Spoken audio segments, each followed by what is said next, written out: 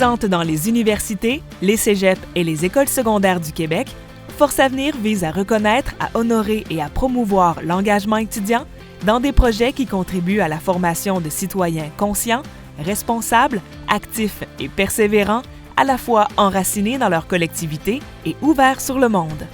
Force Avenir pense que chaque être humain a le droit de vivre dans une société qui réunit les conditions favorables à son épanouissement. Devant cette mission et cette responsabilité qui incombe à tout un chacun, Force Avenir s'engage à poser un geste responsable et porteur de toutes les possibilités. Notre vie peut prendre un sens à travers l'engagement. On peut aller aussi loin qu'on veut, puis souvent on dépasse même nos propres attentes.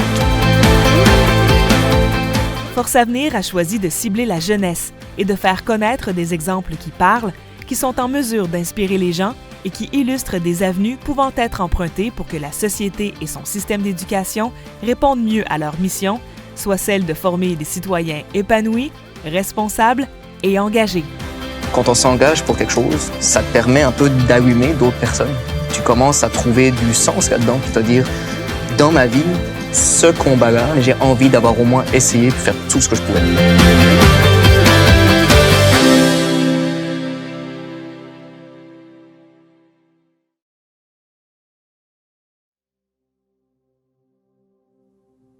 Bonjour à tous. Merci d'être là à la sélection de Force Avenir. Je voudrais d'abord, assurément, remercier tout le monde dans les écoles qui font en sorte que les jeunes aujourd'hui sont ici avec nous dans cette journée extraordinaire de sélection qui va nous mener au gala Force Avenir. Je voudrais féliciter tous ces jeunes-là, ces centaines de jeunes qui vont se présenter ici dans les entrevues, puis qui vont se faire valoir, qui vont nous démontrer à quel point ils sont beaux, à quel point ils sont engagés. Des jeunes conscients, des jeunes responsables, des jeunes enracinés dans leur collectivité, ouverts sur le monde. Alors, à vous autres, à vous, je voudrais vous dire que vous êtes, pour nous, Force Avenir, des modèles extraordinaires. D'abord, on est content de vous reconnaître pour ce que vous faites, pour ce que vous dites, pour ce que vous accomplissez. Mais sachez aussi qu'à l'antenne, il y a des gens qui vous écoutent, puis vous les influencez. Puis l'influence que vous avez sur eux va modifier un tant soit peu leur comportement. Eux autres aussi vont prendre conscience, tout comme vous, de plusieurs choses dans la société. Puis ils vont passer à l'action. Ils vont vouloir faire leur marque. Exactement comme vous l'êtes, vous, les jeunes. Alors, en terminant, à tous ces gens qui écoutez, laissez-vous inspirer. C'est important. Puis pour Force Avenir, être inspiré, c'est aussi passer à l'action. Alors si vous autres aussi, vous voyez quelque chose dans votre société, vous êtes inspiré par un projet, go, faites comme eux. Ces jeunes-là sont extraordinaires, ils ont le pouvoir de changer le monde, puis ils ont aussi le pouvoir de vous influencer. Alors sur ce, je vous souhaite un très bon visionnement. Bonjour à tous. Au nom de toute l'équipe de Force Avenir, je vous souhaite la bienvenue à cette journée d'entrevue de sélection du programme Force Avenir au collégial. Alors aujourd'hui, vous allez entendre découvrir des projets qui se sont démarqués dans les catégories Arts, Lettres et Culture et Entraide, Paix et Justice. Alors, les étudiants qui ont démarré ces projets, qui en sont les porte-paroles, vont se présenter devant les membres des jurys de leur catégorie pour se tailler une place parmi les 3 finalistes de leur catégorie, peut-être remporter un trophée à venir au prochain gala Force Avenir au collégial. Alors déjà, ces projets ont été reconnus, récompensés dans leur cégep et maintenant, ils tentent de poursuivre leur route sur le chemin du processus de sélection de Force Avenir. Alors, je vous souhaite un bon visionnement. Vous allez découvrir des projets extraordinaires et nous, on se revoit un peu plus tard. La catégorie Entraide, Paix et Justice vise à reconnaître des étudiants ou des groupes d'étudiants s'étant distingués par la réalisation de projets visant le service à la communauté, l'entraide humanitaire, l'inclusion et l'ouverture sociale, le respect des droits de la personne ou l'établissement et la promotion d'une société juste.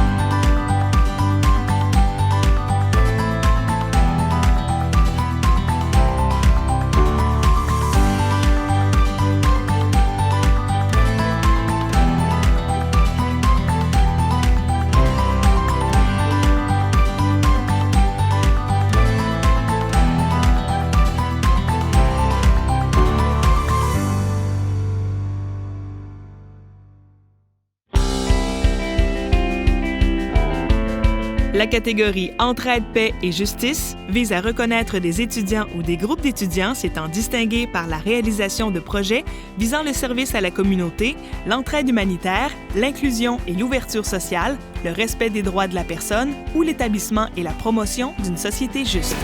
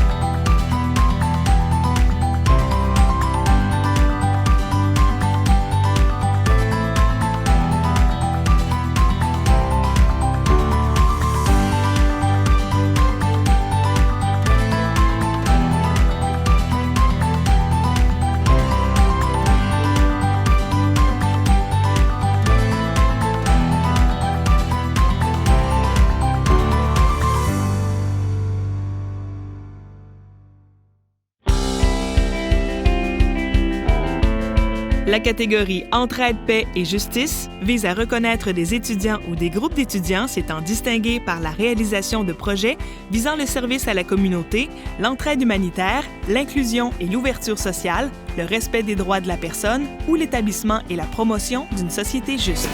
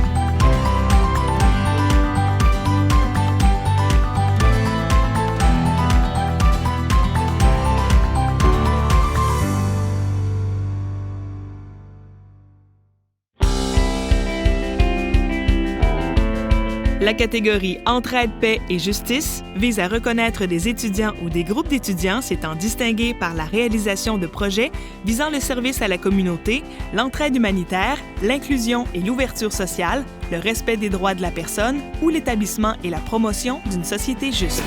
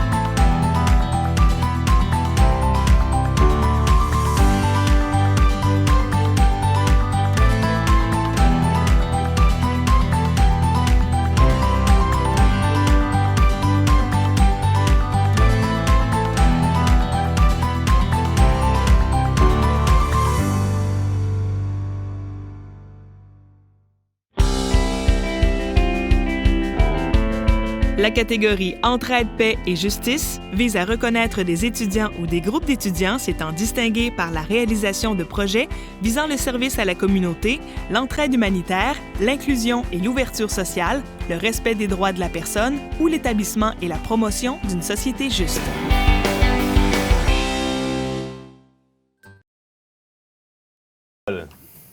OK. Bon, ben en fait, aujourd'hui, c'est ça notre projet. Nous, ce qu'on voulait mettre de l'avant, c'est vraiment notre comité de parrainage institutionnel. En fait, c'est le parrainage étudiant, le comité PER, au Cégep du Vieux-Montréal. Puis en fait, dans la présentation, ce que je veux que vous reteniez le plus dans le projet, puis moi, qu'est-ce qui m'impressionne le plus, c'est vraiment qu'un cégep puisse se transformer en communauté d'accueil pour des jeunes adultes réfugiés, dans le fond. C'est vraiment la phrase centrale du projet, là, dans le fond. Dans le fond, je vais passer à l'autre diapo. Donc, un peu, je voulais faire un survol un peu pour vous présenter un peu c'est quoi le parrainage étudiant en gros. En fait, là, le parrainage étudiant pour notre cégep, c'est qu'on va vraiment soutenir l'étudiant. On va accueillir un étudiant issu d'un camp de réfugiés qui est dans le fond connecté à l'organisme qui nous aide à faire le parrainage étudiant, le UMC. On va vraiment assurer un soutien global, autant du volet comité étudiant qui est nous, les étudiants, mais aussi du personnel au cégep qui sont aussi impliqués dans le comité, qui vont plus s'assurer du volet administratif dans le fond. Tout ce qui est procédure administrative pour se qualifier pour un parrainage, c'est eux qui vont assurer ça. Mais en fait, le gros, c'est qu'on va vraiment le soutenir au niveau d'un volet financier. Il va avoir un soutien financier à chaque mois qui va lui permettre de subvenir à ses besoins, de faire des économies, de bien l'accueillir au Québec, de bien le soutenir aussi au plan matériel. À chaque année, on récolte tout le matériel nécessaire pour préparer l'arrivée de l'étudiant réfugié. Aussi, au volet de l'éducation, un des principaux avantages de ce programme-là, c'est de vraiment pouvoir assurer l'éducation au cégep d'un étudiant, parce que comme dans le fond, le document qu'on s'était qualifié, dans le fond, le document de description, la plupart des étudiants réfugiés dans le camp, ils ont vraiment notre âge. En fait, c'est des jeunes adultes, c'est des jeunes. 86% d'entre eux, dans le fond, ils ont moins de 25 ans. Donc, c'est vraiment important d'assurer l'éducation des personnes parce que ça permet non seulement de promouvoir un meilleur futur pour eux, mais ça permet aussi de développer leurs compétences, puis aussi, ça leur permet vraiment de s'installer de façon permanente au Canada. Donc, c'est bien aussi, ça valorise l'éducation. Puis aussi, faut pas oublier le soutien émotionnel, social. Ça passe vraiment beaucoup par la création d'amitié, par justement le soutien formel. Parfois, on se texte, parfois, on leur invite à faire des activités.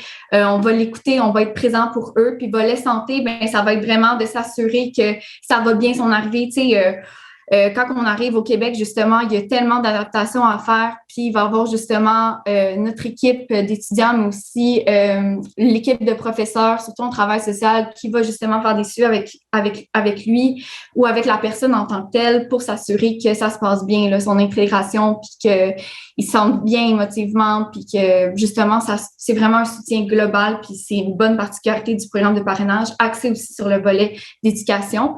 Donc, concrètement, tout ce que ça a mobilisé, c'est vraiment un projet d'envergure parce que ça vient solliciter plusieurs volets d'implication. Il y a d'abord, on a fait beaucoup de mobilisation médiatique, politique, étudiante. On a réussi avec l'association étudiante d'avoir un financement récurrent à chaque année qui nous permet justement de plus mettre l'accent sur le soutien psychosocial, sur la vie sociale au sein du comité, plutôt que de tout le temps avoir à récolter de l'argent de façon récurrente. Puis aussi la mobilisation médiatique, le programme de parrainage a été menacé l'année passée et on a réussi à faire revirer la décision du gouvernement de suspendre l'arrivée parce qu'en fait, le gouvernement avait l'intention de suspendre l'arrivée de tous les étudiants des comités PER partout à travers le Québec. Puis le Cégep du Vieux-Montréal a vraiment exercé un grand leadership, dans le fond, dans le convoi médiatique pour un peu exposer, présenter au gouvernement ce beau programme-là de parrainage, tout ce qui permet d'avoir comme répercussion dans les comités, dans la communauté étudiante au Cégep du Vieux-Montréal, puis aussi dans les autres cégeps. Le soutien informel, tu sais, ça peut être, par exemple, l'aider à aller acheter un manteau d'hiver ou récolter du matériel pour l'arrivée, l'aider à décorer sa chambre à son arrivée, juste sortir avec lui, lui faire manger une poutine pour la première fois. C'est vraiment un soutien diversifié où ce que les étudiants vont être appelés à s'impliquer selon leurs capacités puis selon ce qu'ils ont envie de faire. Fait que c'est vraiment un soutien au quotidien. Fait que c'est un autre type d'engagement étudiant qui est vraiment intéressant à faire aussi. Puis aussi l'organisation puis la participation des événements. Ça peut être autant des activités sociales au fil des mois, tu sais, ça peut être une soirée bowling, ça peut être un 5 à 7 où ce que la personne parrainée va avoir la chance de revoir les gens tous ensemble au sein du comité. Des formations, on va avoir une formation sur l'éthique à chaque année pour être sûr que quand on accompagne l'étudiant, ça se passe bien, que ce soit pas compromis au niveau de l'éthique dans un sens qu'on favorise son droit à l'autodétermination, qu'on lui laisse prendre ses propres décisions, qu'on fait preuve de sensibilité culturelle quand on accueille l'étudiant. Puis ça va aussi de la sensibilisation à travers le cégep, puis aussi à travers les autres cégeps. À un moment donné, l'année passée, on avait fait par Zoom un 5 à 7 où on rejoignait plusieurs cégeps PER pour parler un peu de la situation dans les camps de réfugiés pendant la pandémie. Ça avait super bien, ça s'était super bien passé. Puis en plus, l'UMC, après ça, il avait invité le Cégep du Montréal à faire une formation sur l'organisation d'événements en ligne, tellement ça s'était bien passé. Puis aussi, bientôt, on va avoir un kiosque d'information sur, en fait, un 5 à 7, un panel sur la situation des réfugiés réfugiés en Ukraine parce que nous, on trouve que c'est vraiment important de s'impliquer dans les questions internationales. À chaque année aussi, on a un séjour en exil où ce qu'on va justement mettre de l'avant le comité, puis on va vraiment convaincre la population étudiante, surtout le Cégep du Vieux-Montréal, qui a une vocation humaniste, que c'est vraiment important, dans le fond, de continuer de s'investir puis de s'impliquer. C'est important de s'engager socialement, de faire notre part pour la situation des réfugiés dans le monde en accueillant un jeune adulte comme nous qui aura l'opportunité d'étudier puis s'installer de façon permanente au Canada. Il y a aussi la coordination. C'est vraiment par le comité étudiant qu'on peut assurer d'accueillir un étudiant chaque année sans en fait la participation constante d'une trentaine d'étudiants nouveaux puis finissants dans le fond qui vont avoir la chance de s'impliquer ponctuellement à chaque année. Sans le recrutement de nouveaux étudiants, la mission ne pourrait pas se poursuivre. Puis aussi, il y a la communication médiatique. On a une page Facebook. On a aussi des rapports à remettre à l'UMC. Donc ça, c'est toutes des implications qui viennent rejoindre. Puis je vais aussi souligner que les défis, on a eu beaucoup la pandémie où il y a eu le retard de l'arrivée d'un étudiant. On s'est tous réunis ensemble pour lui envoyer une lettre alors qu'il était encore au camp pour dire qu'on pensait à lui. La pandémie aussi, ça fait en sorte que ça a limité les contacts sociaux. Donc il a fallu un peu renouveler nos façons justement de garder le contact avec l'étudiant par Zoom, d'organiser nos événements, de faire de l'engagement étudiant parce que la pandémie, ça a beaucoup ménagé l'engagement étudiant. Puis je trouve que moi, je suis juste dans le comité depuis que la pandémie. Et honnêtement, je me suis jamais autant impliquée dans un projet étudiant depuis mes études. Là. Fait que c'est vraiment, je trouve qu'on a vraiment bien fait. Politique migratoire, comme j'ai dit, la suspension du programme PER, on a réussi à le renverser. Puis la pérennité, comme j'ai dit, ça prend, on capitalise justement sur, ce sera pas long, sur, dans le fond, le sentiment d'impuissance. Vraiment, le comité, le comité, ça permet vraiment de capitaliser sur notre sentiment, ça l'arrête pas, bon, ça permet de capitaliser sur notre sentiment d'impuissance.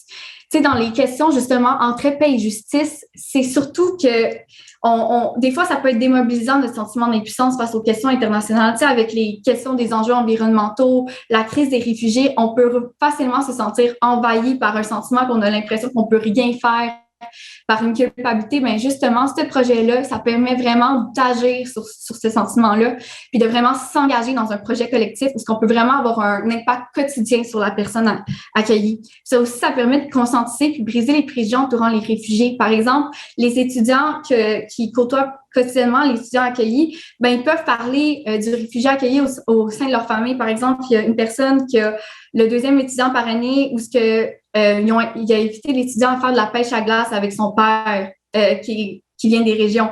Fait que ça permet vraiment de juste briser les préjugés puis de sortir un peu de notre indifférence face aux réfugiés. Ça, c'est vraiment important puis ça permet d'avoir un impact international aussi sur la crise des réfugiés en accueillant un à chaque année.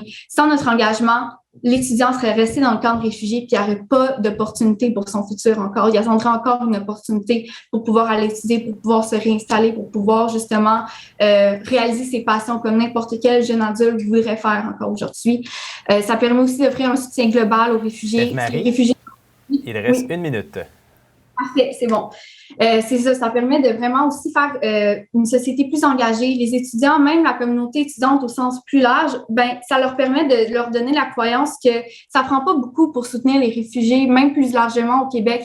Tu sais, ça donne, c'est rien de juste devoir des fois d'accompagner une personne nouvelle arrivante qui cherche ses directions dans le métro ou de donner une information pour chercher une nouvelle épicerie. C'est vraiment, dans le quotidien, on réalise que c'est facile de soutenir les personnes nouvellement arrivées à travers des petits gestes. On n'est pas obligé d'être constamment faire des gros gestes, c'est par des petits gestes qu'on peut réellement faire une différence.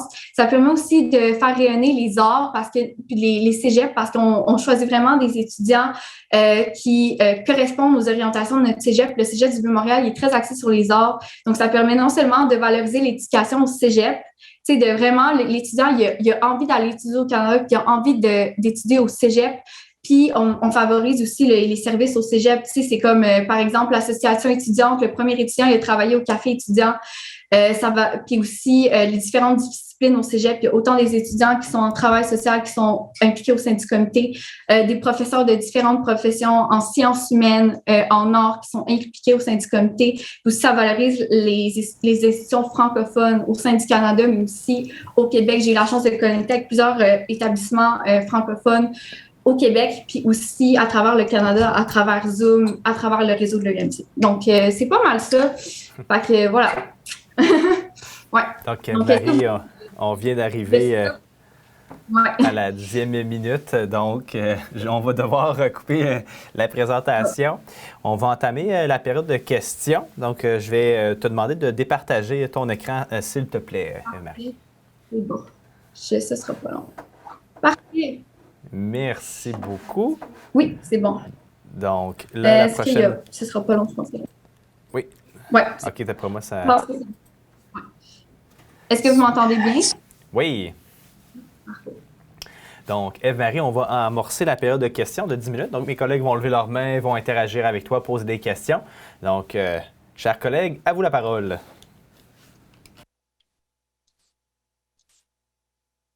Allez-y, Boubacar. Ensuite, félicitations pour cette présentation. Excellent. L'engagement, tout est décrit dans ce que vous faites. C'est vraiment inspirant de voir qu'il y a des jeunes qui s'impliquent là-dedans. C'est vraiment... Bon, on en a vu quelques-uns aussi qui faisaient à peu près la même chose, mais ce que je voulais savoir, c'est au niveau du financement. Oui. Est-ce que dans le détail, pour le pérenniser, vous avez sécurisé des pistes qui permettent au programme de ne pas tomber et qui se renouvellent régulièrement? Oui, en fait, nous, on a fait une plaidoirie il y a 2 ans à l'association étudiante où ce que justement, on dit que c'est notre engagement. En fait, le Cégep, l'association étudiante a un engagement envers les réfugiés parce que ça correspond à leurs valeurs. Donc, on a fait une plaidoirie à l'Assemblée générale de l'association étudiante qui a été adoptée à l'unanimité pour débourser une somme qui s'étend sur la session d'automne et la session d'hiver. Pour soutenir, dans le fond, financièrement l'étudiant. Puis ça dépasse, dans le fond, pour la recherche de financement, une somme s'échelonnant sur 10 000 dans le fond. Donc, c'est les étudiants au cégep qui cotisent à travers leurs différentes payes pour justement la cotisation à l'association étudiante. Il y a une partie qui s'en va au comité PER. Puis justement, pour pérenniser, ça va être beaucoup plus dans la visibilité. Pour continuer d'avoir ce financement-là, c'est important de continuer à faire des activités de mobilisation puis de faire de la promotion médiatique aussi au sein du cégep. Par exemple, en novembre, j'ai participé avec aussi le 2e étudiant par année ainsi qu'une autre collègue aussi qui fait partie du PER, un balado au cégep. Fait que c'est vrai, pour faire justement plus rayonner le programme PER, puis que, dans le fond, la communauté étudiante continue de les sensibiliser à l'importance de soutenir, non seulement financièrement, mais aussi soutenir ce programme-là pour que vraiment on puisse continuer à soutenir ce programme-là pour que les étudiants puissent venir. Puis parallèlement aussi, il y a aussi les professeurs à leur association syndicale qui font la promotion auprès des autres professeurs pour faire des cotisations sur leur paye pour justement que ça puisse soutenir financièrement. Puis au fil des 3 dernières années, à chaque année, on fait une campagne de socio-financement. L'année passée, on a fait un partenariat avec le comité environnemental au cégep où ils ont fait une vidéo. On a collaboré ensemble pour faire une vidéo sur les réfugiés climatiques parce qu'on trouvait que ça venait rejoindre nos 2 comités pour que justement ça puisse mener à catalyser leur sentiment d'impuissance face aux réfugiés climatiques vers un soutien financier vers le programme PER. Puis ça nous a permis de ramasser 1 000 $ là-dessus. Donc vraiment, au niveau financier, ça va vraiment plus continuer de faire rayonner le projet au cégep pour que la communauté étudiante, l'association étudiante continue de voir à quel point ça a des impacts puis à quel point c'est important de pérenniser ce financement-là, de faire rayonner ce projet en continuant de cotiser pour arriver à ce montant-là, dans le fond. Merci. Merci pour la question, c'était vraiment intéressant. Donc, merci Boubacar pour la question. Jean-Pierre, je crois que tu avais également levé la main. Donc, Jean-Pierre, si tu veux bien... Oui, bonjour, félicitations. Vraiment, belle présentation. On voit clairement ce que vous faites. Puis c'est intéressant de l'avoir là. J'aurais peut-être aimé ça le voir plus tôt pour comprendre mieux qu'est-ce que... OK. Mais pas de vous, là, mais effectivement, j'ai trouvé ça très intéressant. Je comprends que vous êtes un programme local, un comité local de l'EUMC qui est actif dans beaucoup d'autres institutions. Je suis allé voir un peu sur leur site Internet hier.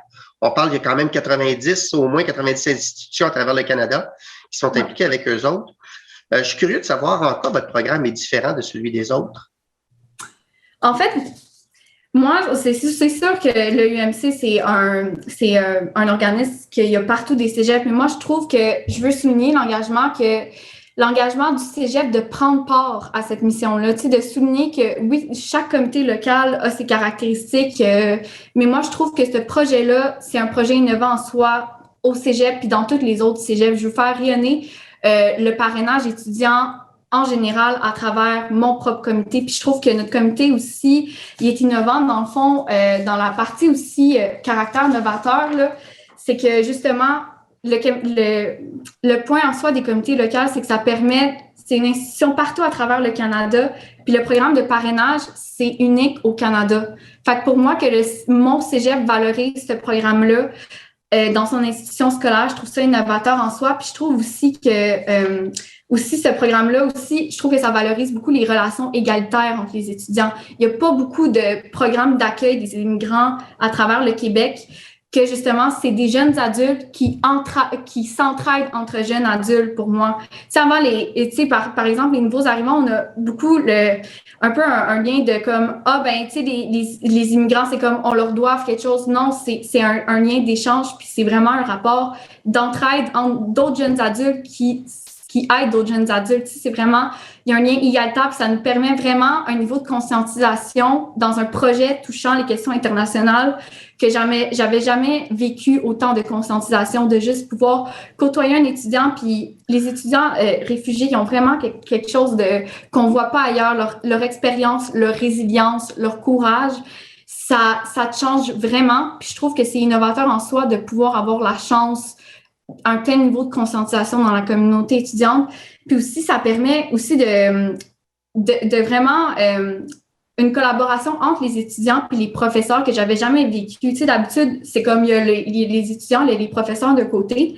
mais ce comité-là, il faut vraiment continuellement travailler puis un peu côtoyer les professeurs dans une autre fonction que de juste nous donner de la matière.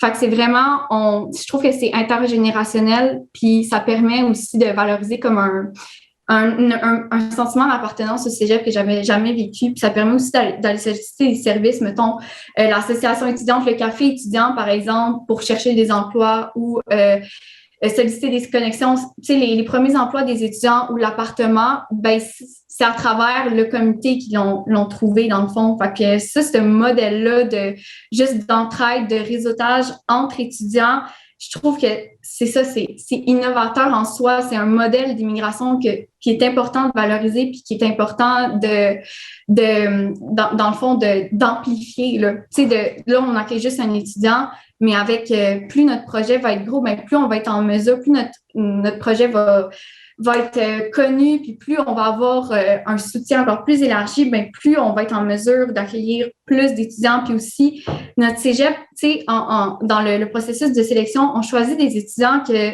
pour la plupart, ils ont envie d'étudier en art. Dans notre société, les arts sont pas tant valorisés. Ces programmes-là, tu sais, mettons, c'est ça, les arts, puis aussi, par exemple, le prochain étudiant, il a travaillé au sein d'un organisme LGBTQ+, puis la question LGBTQ+, puis la question humaniste au cégep, c'est des orientations qui sont très dans les institutions collégiales.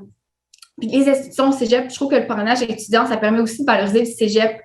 Tu sais, en ce moment, tu sais, les cégeps, c'est continuellement menacé l'institution au cégep, puis ce programme-là, ça permet de dire, wow, il y a un étudiant qui se trouve vraiment chanceux d'aller étudier au cégep, tandis que les étudiants, parfois, tu sais, on ne remet pas en question nos privilèges, puis justement, ce modèle-là de proximité, ça permet non seulement de nous apprendre nous, mais aussi de valoriser comme tous les différents services, la communauté étudiante, la communauté des professeurs, les services au cégep. Tu sais, il y a aussi un service d'interculturel au cégep, puis ce service-là va faire des suivis complémentaires avec les étudiants, vont les aider à, par exemple, s'assurer de faire un suivi au niveau de leur installation. Est-ce que tu sais comment utiliser, mettons, la carte aux puces? Est-ce que tu sais comment ça va ton budget et tout? Fait que ça, vraiment, cette interdisciplinarité, puis de renforcer un peu, valoriser notre cégep, renforcer la vie étudiante au sein de notre cégep, juste de se sentir plus engagé au sein du cégep par ce projet-là, puis qu'en plus, ça permet d'aider les réfugiés. Là. C'est pas tous les cégeps qui sont autant engagés envers les réfugiés. Puis je trouve que ce modèle-là, je trouve ça exceptionnel dans un sens qu'un cégep continue d'être engagé, puis continue aussi d'être une communauté d'accueil. On a vraiment aussi fait un leadership dans la campagne de mobilisation pour éviter de suspendre le programme PER, puis on a réussi. Puis la TCRI pour l'immigration, c'est la table de concertation pour l'immigration à travers Montréal. Il était tellement impressionné par notre initiative d'avoir réussi à faire renverser la décision du gouvernement, alors que les autres organismes en matière d'immigration, ils n'ont pas réussi à faire renverser la décision du gouvernement pour la suspension. Ben, il paraît qu'ils ont fait une session d'information pour dire comment on peut apprendre des étudiants maintenant, tu sais, qui ont fait un événement de mobilisation. Fait que même si mettons, c'est le cégep du Vieux-Montréal qui gagne au niveau du parrainage, je dis pas dire que notre cégep est meilleur que nous, c'est vraiment le programme de parrainage que je veux valoriser à travers ce concours-là. C'est de comment une communauté étudiante peut se mobiliser, puis comment on peut faire un impact qualitatif plus que ça pour les étudiants. Je ne sais pas si ça a bien répondu à votre question. Pas mal. Pas mal, oui. Félicitations en passant. Puis c'est vrai qu'effectivement, faire changer de décision un gouvernement, c'est pas facile. Oui, c'est pas facile. Puis de juste pouvoir chercher autant d'interdisciplinarité à travers le cégep, puis de faire collaborer autant de personnes, puis de services différents, puis de niveaux décisionnels différents, les professeurs, les étudiants, je trouve que c'est exceptionnel en soi. Là. Fait que, ouais. Bravo. Je vais laisser probablement notre collègue Lénine poser d'autres questions. Bravo, merci. Oui, vraiment, merci. Merci, Eve-Marie, pour ça. Je me retrouve très inspiré. Je pense que mes collègues aussi. Vraiment, bravo, bravo, bravo. Lors, oui, effectivement, de votre exposé, c'est sûrement des mots des termes qui m'ont beaucoup accroché. Et j'aime beaucoup quand vous parlez donc de cette mobilisation, donc l'intergénérationnel aussi, le transfert de connaissances. Donc moi, je pense que c'est comme ça aussi qu'on peut bâtir. On écrit demain en ayant bien appris d'hier à partir même d'aujourd'hui. Donc ça, c'est quelque chose que j'apprécie beaucoup. Et je pense que les questionnements que j'avais, les collègues l'ont déjà donc partagé. Moi, peut-être, ce serait juste donc de façon concrète, est-ce qu'il y a déjà eu des collaborations avec d'autres qui font le même programme que vous? Oui. En fait, je trouve que encore c'est vraiment un de mes volets préférés au sein du PR, surtout avec la pandémie. Tu sais, on le voit souvent, la pandémie, sur un œil plus négatif que comme tout était à distance maintenant. Mais honnêtement, on a pu hoster, dans le fond, on a pu vraiment mettre en place l'année passée une formation qui avait rejoint un cégep de la Gaspésie. Le cégep de Matane a un comité PER, puis dans le fond, le cégep du Vieux-Montréal, on est reconnu pour faire une formation sur l'éthique pour mieux accompagner au sein du parrainage. Puis dans le fond, on a collaboré avec le cégep de Matane pour qu'ils puissent y assister. Aussi, à un moment donné, on avait fait un événement avec le cégep de Maisonneuve où c'était vraiment un échange de pratiques au sein du comité pour qu'on puisse mieux apprendre les uns des autres. Puis aussi, à chaque année, le UMC, dans le fond, ils font des formations pour vraiment mieux outiller les comités, pour mieux outiller les comités au sein du parrainage, puis aussi comment mieux aussi faire du recrutement au sein du comité. Puis j'ai pu rencontrer autant des institutions francophones au Québec, mais aussi à travers le Canada. Puis j'ai même pu donner une formation à des cégeps anglophones dans le fond, dans les environs de Toronto. Fait que c'est vraiment, ça nous permettait vraiment de se sentir encore plus valorisés dans ce projet-là, de juste d'échanger des pratiques, puis de dire comme moi, il y a tellement d'institutions francophones, puis d'institutions scolaires à travers le Canada, puis c'est fun de pouvoir échanger sur un projet collectif, puisqu'on a toute la chance d'agir sur des questions internationales, puis de soutenir des réfugiés, tu sais. Fait que ça aussi, puis aussi, le Cégep du Vieux-Montréal, moi, avec les deux anciens coordonnateurs du programme PR l'année passée, on se sentait tellement préoccupés par la suspension du parrainage, mais aussi par la situation des réfugiés pendant la pandémie. Parce que la pandémie, ça a apporté beaucoup de précarité dans les camps de réfugiés, puis aussi ça a limité la capacité d'accueil des réfugiés, la pandémie, le contexte sanitaire. Donc nous, dans le cadre des GQSI, c'est GQSI, c'est les Journées québécoises de la solidarité internationale. Puis dans le fond, l'année passée, ça portait justement sur pas l'ouverture de nos frontières, mais justement sur la question des réfugiés, l'ouverture de nos frontières un peu justement. Puis nous, on voulait vraiment contribuer à cet événement-là le plus possible. Fait qu'on a décidé de vraiment mettre en place un événement où on a invité plein de cégeps. Il y avait non seulement Maisonneuve, mais il y avait d'autres cégeps, le cégep de Lévis qui a participé. Il y a aussi des personnes à Ottawa qui ont participé. Certains professionnels d'Ottawa sont venus, puis c'était vraiment un 5-7 où non seulement on avait fait une activité où c'était comme une méditation où on se mettait dans la peau des personnes réfugiées. On avait écouté un documentaire. Après ça, on avait invité des étudiants PER de partout. Même il y en avait qui étudiaient à Montréal, dans des institutions universitaires, pas en Ontario, mais à Ottawa, à Québec, puis à Montréal, à justement témoigner de leur expérience.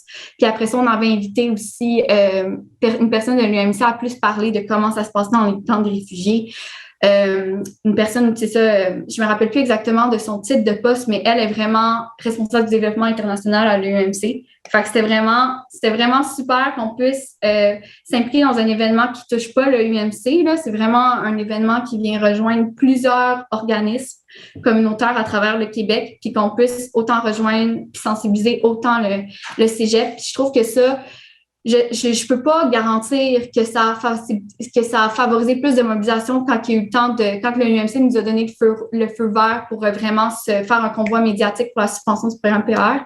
Mais je pense que ça a vraiment aidé la sensibilisation pour dire comme, il faut vraiment pas que la suspension du programme PR ait lieu, là, parce que ça a vraiment eu un impact. Puis on entend encore des commentaires positifs sur cette formation-là qui est venue rejoindre plusieurs personnes. Puis aussi, il y a aussi l'organisation Singa Québec, qu'il y a certains membres de l'organisme Singa Québec Singa Québec, c'est un organisme qui vise à favoriser les rapprochements interculturels entre les différentes cultures, autant les personnes migrantes que les personnes, justement, qui habitent à Montréal, qui habitent au Québec. Fait que ça, il y a plusieurs personnes. J'ai pu faire de la promotion de cet événement-là dans un événement de Singa Québec, puis finalement, il y a du monde qui participe à Singa Québec qui ont pu assister. Fait que ça a vraiment permis de faire rayonner le projet à travers les institutions. Fait que, Donc, vous avez travaillé avec Léa Touzé, j'imagine. Avec qui? Avec Léa. Léa, non, c'est, avec André, je pense, de l'UMC. Oui, je pense Léa, peut-être. Non, en fait, je parlais de Singa Québec. Singa Québec, je suis plus avec Raphaël Sinav, un peu plus.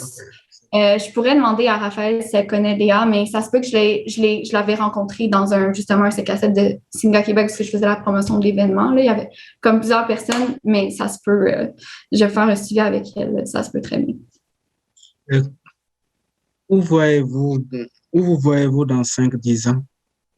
Dans 5-10 ans, je pense que je me vois, c'est sûr que bientôt je vais graduer du Cégep du Vieux-Montréal, mais c'est sûr que si je continue, si je vais sûrement aller à l'université plus tard, puis je pense que, tu sais, par exemple, je vais aller en région plus tard, sûrement, là, étudier en région, il y a des belles institutions, puis j'aimerais ça. C'est pas tous les comités à l'université qui ont encore le comité PER. Puis moi, honnêtement, c'est sûr que s'il n'y a pas de comité PER dans ma prochaine institution, c'est sûr qu'avec mon expérience que j'ai eue, puis tous les apprentissages que j'ai faits au niveau de l'engagement étudiant dans ce comité-là, je ne veux pas pouvoir être en paix avec moi-même sans affronter un autre. l'université, honnêtement. Fait que moi, je pense que c'est ça. Puis aussi, je me vois beaucoup plus travailler avec les populations immigrantes. Je suis étudiante en travail social, en technique de travail social. Honnêtement, je trouve que je vais essayer de plus valoriser le programme PER. Puis honnêtement, on n'y pense pas, mais les organismes, tu sais, j'ai eu beaucoup de rencontres avec la TCRI et tout, puis plusieurs autres organismes, puis ils connaissent le programme PER. Ils connaissent le programme PER, puis je trouve que dans 5 ans, je vais repenser au programme PER, puis je vais me dire, mon Dieu, que ça m'a permis de développer des belles habiletés de coordination, des belles habiletés en intervention. Je vais sûrement être amie encore avec les personnes que j'ai eu la chance de côtoyer en parrainant. Il y a justement le premier étudiant qui parraine, parce que maintenant il est parti dans l'Ouest récemment, puis on s'est promis qu'on allait se revoir à son retour. Donc, moi, je me vois encore développer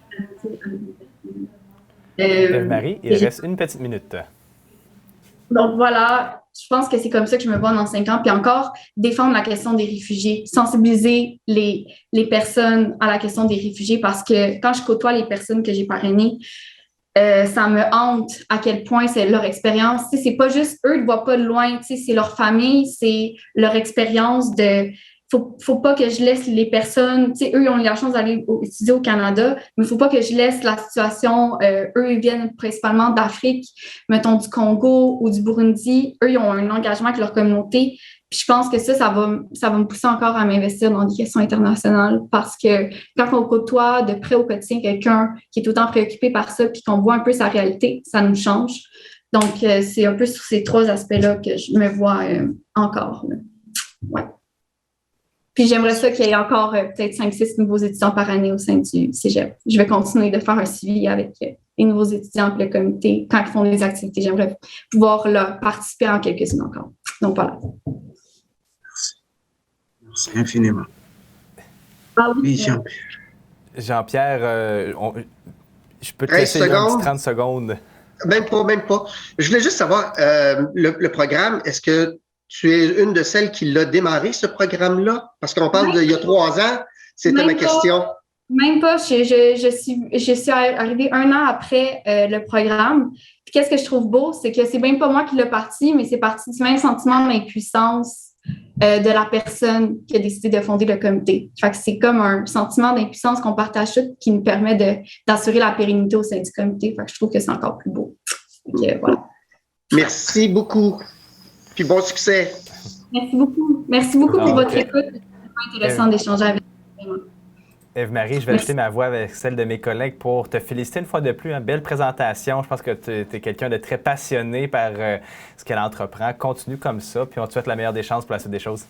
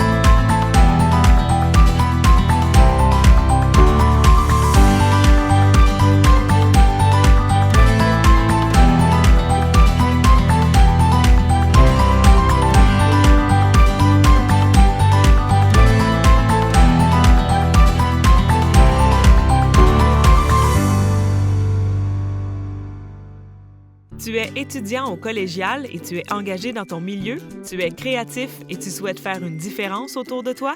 Connais-tu Force Avenir? Force Avenir vise à reconnaître, à honorer et à promouvoir l'engagement étudiant. Présente dans plus d'une trentaine d'établissements d'enseignement collégial, Force Avenir remet chaque année 60 000 $ en bourse. Comment ça fonctionne? Le programme collégial est divisé en 7 catégories projets en lien avec différents domaines d'activité. Arts, lettres et culture, entraide, paix et justice, entrepreneuriat, affaires et économie sociale, environnement, santé et saines habitudes de vie, sciences et technologies, société, communication et éducation. Puis, en 3 catégories personnalités, soit étudiants engagés, étudiants persévérants et personnel engagé. Prenons l'exemple de Léa, qui, avec des amis, a mis sur pied une coopérative de réparation de vélos, et celui de Sam, un étudiant engagé dans sa communauté et dans son milieu scolaire. Tous deux ont impressionné leurs camarades et professeurs par les retombées concrètes de leurs engagements, ce qui incite le comité de sélection de l'établissement à soumettre leur candidature à Force Avenir. Automatiquement, ils deviennent lauréats locaux et reçoivent un diplôme et une médaille de Force Avenir lors du gala d'excellence de leur établissement. Pour réaliser cette première étape, près de 200 personnes s'impliquent dans les comités de sélection locaux partout au Québec. Les dossiers sont ensuite soumis au jury de la catégorie composé de 5 personnes. Après une première évaluation, les jurys déterminent les projets et les personnalités qui seront convoqués en entrevue de sélection. Les candidats se présentent maintenant en entrevue devant le jury de leur catégorie. C'est l'occasion de démontrer la pertinence de leur initiative et ses retombées concrètes sur la communauté. À la fin des entrevues, les jurys des catégories projets et de la catégorie personnel engagé sélectionnent les 3 finalistes qui seront invités au gala Force Avenir collégial, alors que les jurys des catégories étudiants engagés et étudiants persévérants sélectionnent les 5 finalistes qui seront invités au gala. Le lauréat de chaque catégorie, également choisi par les jurys, sera dévoilé au cours de cette soirée. Les finalistes recevront une bourse de 1 000 $ et le lauréat remportera le trophée Avenir de la catégorie ainsi qu'une bourse de 2 000 $. Ces lauréats seront promus sur les réseaux sociaux et dans les médias partenaires. Dans le cadre du projet de la coopérative de réparation de vélos, il court aussi la chance d'être nommé projet par excellence. En effet, les dossiers des 7 lauréats des catégories projets sont soumis au grand jury projet qui se compose de 7 personnes. Après évaluation des dossiers, le jury choisira le lauréat de l'avenir projet par excellence, toutes catégories confondues. Ce trophée sera remis lors du gala Force Avenir collégial et sera assorti d'une bourse de 6 000 $. Alors, tu t'engages?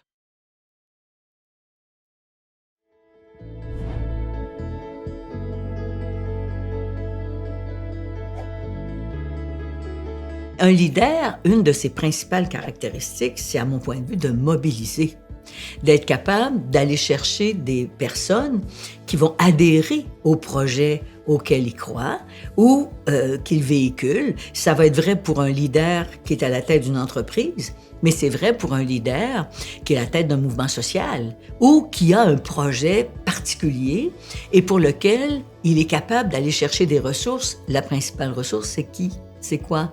Ce sont les ressources humaines. Je crois que le système d'éducation est prêt à s'ouvrir à une façon différente de faire. Il y a un terreau fertile, surtout que on veut tellement que nos jeunes deviennent des citoyens responsables avec les connaissances et les compétences qui vont leur permettre d'aller au bout de ce qu'ils sont, de leurs rêves, de leurs talents. Dans le fond, c'est de donner de l'espace à l'imagination. C'est de s'assurer qu'on peut sortir un peu du cadre pour accepter des nouvelles initiatives, pour accepter des façons de faire différentes. Et puis, il y a plein de gens dans nos écoles qui sont prêts à le faire. Je suis certaine de ça. Il s'agit juste de leur donner un petit go, leur dire « Vous pouvez y aller, hein? Il y a de la place pour l'imagination ici. »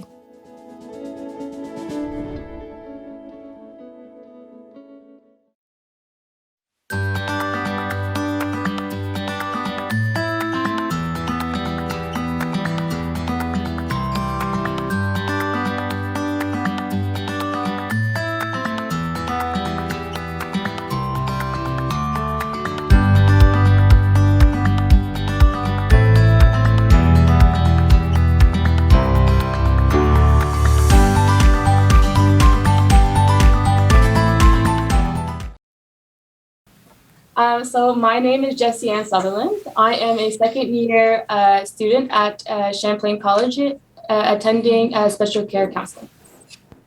My name is Leela Ravenel. I am a second-year student in the special care counseling program at Champlain as well. And my name is Malaya Valancourt. I'm a second-year special care counseling student as well, and I'm the president of the Student Champlain Association here. So as you can see here, we had a fellow student that is also in the special care counseling program. She created our flyers for the Suicide Prevention and Awareness Walk. These flyers were distributed within the school, was also given to the record. and basically was advertised on Facebook. So in highlight of National Suicide Prevention Week, 6 other special care counseling students from Champlain College, led by I, Jessie Sutherland, organized the Suicide Prevention Walk. The walk took place in Optimist Park in Lanningsville on February 5th, 2022. This activity held showed support and build awareness about suicide prevention and the existing resources in the community that can best benefit this clientele as a Sentinels action.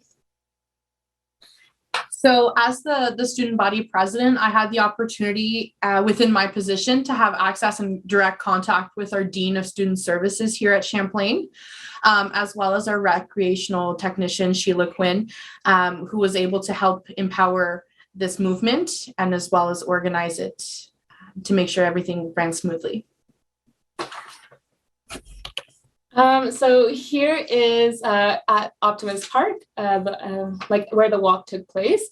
So once most of the people arrived, Jessie and Emily McBurnier, intervener from Mental Health Estuary, spoke about suicide prevention with breaking stigma and taboos about the topic of suicide, also the warning signs, the risk factors, and the impact on the pandemic on our mental health. And existing resources that are available. So approximately 20 participants had volunteered their time to come out and support the Suicide Awareness and Prevention Walk. As well with the information that was provided by the walk by Jessie, it was shown that during the pandemic, there was an increase in suicide in Quebec. The main goal of the walk was to raise awareness in our community and how we can show our support to this cause. The walk promoted to serve to start conversations and help distribute information about existing resources. Next slide.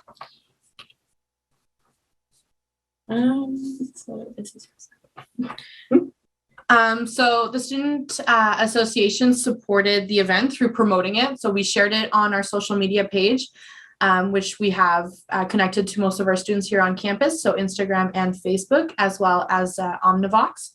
And what we did as well is we provided donuts and hot beverages for the participants after the walk, since it was a very cold day. We were very lucky, so we provided coffee and hot chocolate as well as donuts for the people, just to show our gratitude for being present for us. The Suicide Awareness and Prevention Walk had a great impact on the college population, student body, and the Lanningsville community as a whole. So as you can see here, this is the publication of the record. And then also right beside it is also the advertisement in the Champlain newsletter. The Sentinels involved in the Suicide Prevention and Awareness Walk worked together under Jessie's leadership to host the important activity in our community. Their message of solidarity, support, and hope shone to warm our hearts in the cold and blustery February weather. This project is a legacy that will be passed on to future Sentinels to enable them to help fellow students. So the students who initiated the host the walk feels very close to the subject, having herself and her peers struggling with suicidal ideations in the past. This project aimed to reach out to the members of the Champlain community and individuals in the Eastern region to help raise this awareness and help everyone talk about the subject and hopefully break the taboos and stigmas surrounding it. So actually the next step of the project is to pass down the initiative to future SEC students or future Sentinels members that want to show their support and raise awareness in their community about a subject that they feel close to. And we were really, really lucky within our community. We were able to contact the police services to make sure we remained safe and followed the bylaws that were put into place. We had 2 police officers that actually followed us, and they volunteered their time to coordinate everything and make sure that everybody was at the right place at the right time. and remain in structure. And we were also lucky that one of our teachers, or another teacher in the special care counseling program, Vanessa Salvatore, gave us, a little bit of collaboration. She helped us get in contact with Jevi, which helped, discussions and break some taboos as well, and give some resources for the people that showed up to the walk. Mm-hmm. We also provided our participants with flyers of the Sentinels program, also as well as the Je Vis, what Je Vis offers, and also a pamphlet for mental health estuary and their resources. Yeah. So that's our presentation. Écoutez, très belle présentation, les filles. Donc, on va amorcer la période de questions qui est de 20 minutes. Donc, je vais donner le droit de parole à mes collègues. Ils vont vous poser des questions, puis ils vont également renchérir sur vos réponses. Donc, cher jury, avant toute chose, je vais juste arrêter le partage d'écran. Voilà, pour qu'on puisse bien vous voir. Ah, là, c'est mieux. Donc, chers collègues jury, c'est à votre tour. Allez-y, Boubacar. Oh, hello, everyone. My English is not that good, so I'm going to try it. But if I do have some word I can't say in English, I will just skip in French. I hope this is okay for you guys.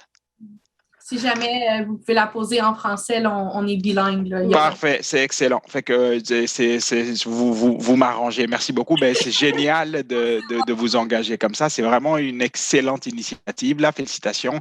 Je trouve ça vraiment inspirant parce que souvent, on a des idées où on veut faire des affaires, mais on ne prend pas la responsabilité de dire on y va et on le fait. Fait que là, on voit bien qu'avec juste la motivation dans des journées de froid quand même, vous réussissez à organiser ça. Ce que je voulais savoir, c'est qu'est-ce que votre école met en place pour le garder, pour garder ce type de mobilisation-là, parce que on s'entend que vous êtes des étudiantes, dans quelques années, vous n'allez plus être là. C'est quoi l'appui que vous recevez de ce côté-là pour permettre justement de continuer d'avoir la discussion autour du suicide et pour permettre à des jeunes en difficulté de lever le flag et de se faire aider?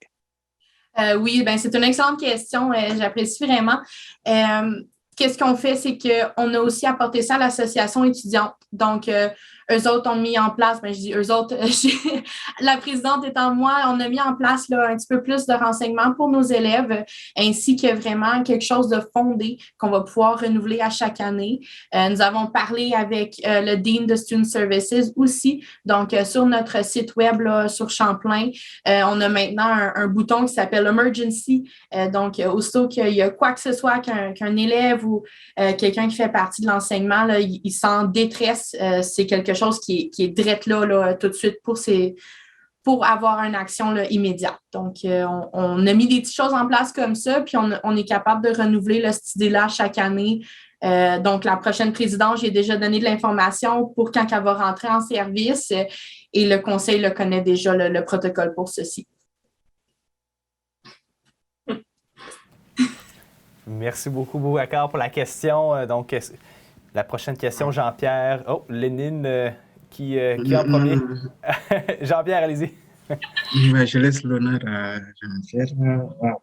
Bien, écoutez, félicitations, vraiment félicitations. Ce projet-là, moi, je l'ai lu, ça est allé directement au cœur. Ça l'a fessé dur, comme on dit en français. Au cours des 2 dernières années, vous l'avez mentionné, c'est un problème énorme qu'on a vécu avec tous les problèmes de santé mentale, l'anxiété, la dépression. J'habite aussi dans une région qui est considérée comme une des régions où le taux de suicide est le plus élevé chez les hommes au monde. Donc, vous avez entendu parler du Bas-Saint-Laurent, probablement. Alors, c'est ma région. Donc, c'est quelque chose qui me touche beaucoup. J'ai toujours aimé quand les gens pensent en dehors de la boîte et j'ai trouvé que votre projet sortait de la boîte. Alors, pour moi, vraiment, j'ai aimé ce que j'ai vu, j'ai aimé ce que je vois encore. Ça me rappelle que Small is Beautiful. Votre projet n'a pas un budget de 50 000 $. C'est pas un projet qui se fait non plus sur 10 ans. C'est un projet ponctuel qui a une implication tellement énorme. On se rappelle que la vie est courte, qu'elle est belle, puis qu'elle vaut la peine d'être vécue. Avec le budget que vous avez, si vous avez touché une personne, si vous avez sauvé une personne, c'est incroyable tout ce que vous avez réalisé là-dessus. Honnêtement, j'ai de la misère à retenir mes larmes quand j'ai lu votre texte, de vous entendre parler. Ça me fait penser à tout ça. Et vraiment, j'ai été très touché par ce que j'ai vu. Ma question est très simple. Dans le fond, le projet, vous avez quand même décidé ça assez rapidement. Ça s'est fait quand même très rapidement. Puis c'est un petit peu ce que je veux savoir un peu. Vous avez pris combien de temps pour monter ce projet-là? Puis qu'est-ce que vous avez fait depuis la marche? So basically, my teacher, Ingrid, she messaged me asking if I would like to do anything for Suicide Prevention Walk, because that's a topic that is very close to me. And that was just 2 weeks before the end of National Suicide Prevention Week. So when we actually had class together, I pitched the ideas to my peers, and they were so supportive. They said, you know what, go for it. I will be there to back you up. And I honestly had really no idea what I was doing. Like thanks to Malaya, she helped me get in contact with everybody, and the SCSA provided beverages and something for us to do basically. So how it started was I just pitched the idea to my peers. They supported me through everything. And they were like, you know what, go for it. So I decided to go for it with no idea of what to do or how things may go or how it would turn out, honestly. I was just thinking about what you could have done if you've thought about that before. So that's what another step that we took after in our debriefing meeting after the suicide walk. We were talking about it, and if we decide to do whether or not the students next year that we're passing it down to, like definitely planning months in advance would be very beneficial, and also having the time to advertise the walk as well. We only had a week of advertisement, so considering that we were able to reach approximately 30 participants that decided to come was exceptional. It was honestly really heartwarming to see that we were able to, in such a short period of time, to connect with them and for them to actually see our poster and to attend. So definitely months of preparation would be needed. And since the walk, what has been done by you guys? So as I mentioned earlier, the CSA really jumped on it, the Student Association, we really jumped on it kind of head first. What's really, really great about this community is that it kind of feels like a family. So if, one member really feels passionate about something, we jump head first and we support it no matter what. And that was felt as well in the CSA. So when we brought this idea to them, when I brought this idea to them, they were 100% wanting to do something and get involved. So we contacted the Dean of Student Services. We said, hey, our students need us. They need more support. They need to know what the resources are, where to reach them, how to reach them, because it's great if we have them, but if their students don't know how to get to them, it's not worth it. It doesn't do anything for them. So we created a little pamphlet, a little handout to give to the new incoming students that are coming in next year with all the resources offered on campus as well as in the community. And we added that emergency button on our website. So now there's no scrolling and searching for the resources. It's right there and it's available for anybody that needs it in the community. So I understand that in September, when students will come in, there'll already be something prepared for them. Yeah, exactly. And it'll even be part of the president orientational discussion. So every year we do like a little orientation presentation from like the dean and everybody and the director of the college, and the president gets to speak. And that will be now part of the presidential speech every year for incoming students that are coming in. Good job, girls. Good job. Merci beaucoup, Jean-Pierre, pour la question. Est-ce que Lénine, tu aimerais ajouter... Je ne rien de spécial, à part juste vraiment merci. Merci infiniment pour ce que vous faites. Et comme Jean-Pierre le disait, ça a fait et ça touche vraiment, vraiment. Merci infiniment. On a besoin de personnes aussi motivées, aussi inspirées, et d'avoir un impact réel. Mais moi, j'aimerais juste en apprendre davantage sur des choses que Emergency. Est-ce qu'il y a l'idée même, oui, effectivement, d'application par rapport à ça? Parce que moi, je trouve que au-delà des fois juste c'est de proposer aussi quelque chose de concret. Et ça, c'est quelque chose de concret. Et ça, donc, j'aimerais juste peut-être que la vision que vous avez avec ça, et aussi peut-être cette relation avec la police que vous avez mentionnée, comment elle se fait aussi de façon concrète, comment voyez-vous cette collaboration autour, effectivement, de cet enjeu? OK. Donc, je vais répondre un petit peu aux deux là, en même temps, si ça ne vous dérange pas. Donc, qu'est-ce qui est du bouton urgence? C'est sur vraiment le site web là, de Champlain. Donc, c'est quand même quelque chose d'assez concret. Là, c'est disponible, c'est visuel, c'est direct là dans le visage de nos élèves, de la communauté qui accesse le site web. On a aussi, en partenariat avec Bishop, on a l'application SafeGator qui offre... une application. Oui, il y a une application, là, mais ça, c'est plus du côté l'Université Bishop. Nous, on a juste accès parce qu'on partage le campus. Donc, il y a la sécurité qu'on peut appeler en tout temps. On a Safe Haven, on a aussi c'est Safe Gator Walk. Donc, quand on a un bar sur le campus, quand les personnes ne se sentent pas en sécurité, ils peuvent se faire marcher du bar jusqu'aux résidences. Donc, on a qu'est-ce qui est offert. Puis, il peut aussi nous aider avec Safe Haven, là, qui peut donner des services un petit peu plus adéquats pour ceci. Puis, qu'est-ce qui est vraiment de quelque chose de concret avec le service policier? Le service de sécurité ici sur le campus travaille très, très fort et en partenariat avec le service de police ici dans la ville de Sherbrooke.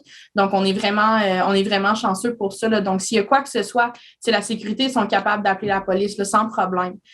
Donc, on est capable d'avoir ce partenariat à travers de ça. Qu'est-ce qui était des deux agents qui nous ont aidés? On a eu la chance, là, on a fait une carte de remerciement là, pour chacun d'eux parce qu'on trouvait que c'était quand même très... c'était quelque chose de très lourd. Ils ont donné du bénévolat, ils ont donné leur temps. Il n'y a rien de plus précieux que du temps dans la vie. Et ces deux hommes-là ont donné leur temps pour une cause qui nous tenait à cœur pour nous. Donc, on s'est dit que ça tenait à cœur pour eux autres aussi. Fait qu'on voit ça quand même assez concret là, avec le partenariat qu'on a, ce support-là dans notre communauté. On est vraiment, vraiment heureuse. Je ne sais pas si vous faites exprès, mais vos choix de mots sont... Pour remercier, vous avez fait des cartes. Pardon? Pour remercier, vous avez fait des cartes. Oui, on a fait des cartes à la main et tous nos élèves de notre classe qui ont participé à l'organisation de ce projet ont signé la carte pour les remettre aux policiers. Et moi, c'est ça qui me touche dans le fond, c'est que ce n'est pas genre... de l'argent. Je ne sais pas si, c'est ce qu'en pensent les collègues, mais que oui, effectivement, utiliser ce qui est à ma portée pour... mais moi, sérieusement, je reviens encore avec... merci de m'apprendre qu'il y a... comment je dirais encore? Je ne suis pas logiciel... comment dire, pour Emergency, là, vous me dites, avec Bishop, vous avez... L'application, oui. Est-ce que vous avez pensé, oui, effectivement, à déployer davantage cette application? Est-ce que vous êtes au courant qu'il y a des fois, peut-être, parce que ça, sérieusement, c'est quelque chose de... Je ne sais pas si ça a déjà existé ou autre, excusez mon ignorance, mais quand on parle d'innovation, ça, c'est une innovation sociale. qui a un impact réel. Est-ce que vous voyez ce projet se dupliquer dans d'autres cégeps à travers le Québec et le Canada, une application de même? Est-ce que vous êtes au courant que s'il y a d'autres institutions à travers le Québec qui ont des projets similaires? Parce que ça, c'est quelque chose, c'est pas vraiment...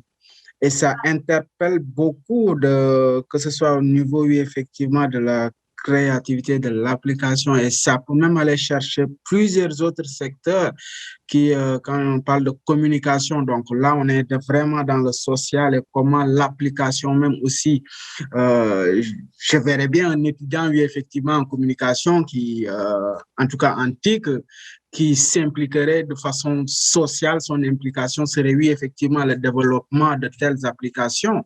Donc, créer quelque chose qui a un impact pour la communauté, pour le bien-être, ça, est-ce que vous voyez ce projet ou bien c'est juste, donc, on a fait quelque chose, c'est correct, mais est-ce que, désolé si ça a été un peu... tellement mon affaire là, je suis comme, vous m'avez pris au dépourvu, mais cette application, est-ce que vous êtes au courant s'il y a d'autres applications du genre dans d'autres institutions? Et est-ce que vous pensez ou bien vous voyez aussi cette application se propager à travers d'autres institutions? C'est sûr, dans un monde parfait, j'aimerais vraiment dire, ah oui, chaque cégep, chaque université, chaque programme a cette application-là, a quelque chose qui est mis en place pour la sécurité comme celle-ci. Mais malheureusement, on ne le sait pas. On ne peut pas dire, ah oui, ils ont tout ou pas. Je sais qu'à l'extérieur du Québec, je sais qu'au Nouveau-Brunswick, l'Université du Nouveau-Brunswick, ils l'ont. Une application comme ça avec tous les accès à la sécurité. Je sais que l'Université de Calgary aussi, ils l'ont. Mais là, au Québec, c'est un petit peu dur d'avoir cette information-là, malheureusement. C'est sûr que si on serait des connaisseurs de technologie super adéquat puis intelligent puis sur le point, je pourrais vous dire, ah oui, j'aimerais créer une application puis qui aiderait tout le monde et j'adorerais le processus de pouvoir le faire. Mais malheureusement, ce n'est pas ma force et ce n'est pas notre force à nous autres non plus, la technologie et l'invention des applications. Donc, on est vraiment contente qu'on est capable d'utiliser les ressources que nous avons déjà accès. Donc, on a juste vraiment mis de l'emphase sur ceci. Puis les ressources que nous avions, on les a améliorées exactement pour mieux toucher nos élèves, pour mieux vraiment les aider. C'était vraiment plus là-dessus qu'on a mis nos forces.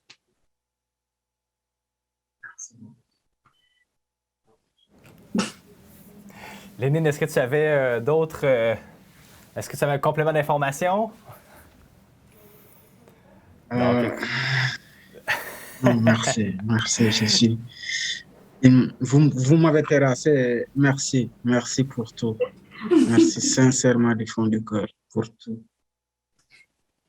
Écoutez, les filles, je vais ajouter ma voix à celle de mes collègues pour vous féliciter une fois de plus pour votre magnifique projet. Continuez sur cette belle voie d'engagement. Vous voyez que vous déstabilisez mes collègues avec vos projets, fait que continuez à vous impliquer. Et puis, on vous souhaite la meilleure chance pour la suite des choses. Bye bye. Merci. Merci pour votre temps. Oui. Merci beaucoup.